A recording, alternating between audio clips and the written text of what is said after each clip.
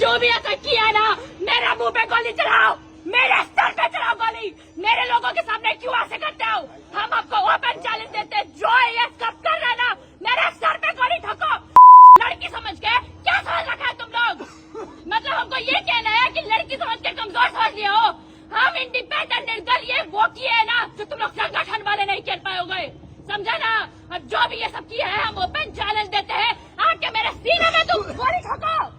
और जो भी किया है, हम ओपन चैलेंज देते हैं, मेरे सर पे आके गोली चलाओ, तब हम मानेंगे। तुम लोग अपने आप को समझे क्या हो?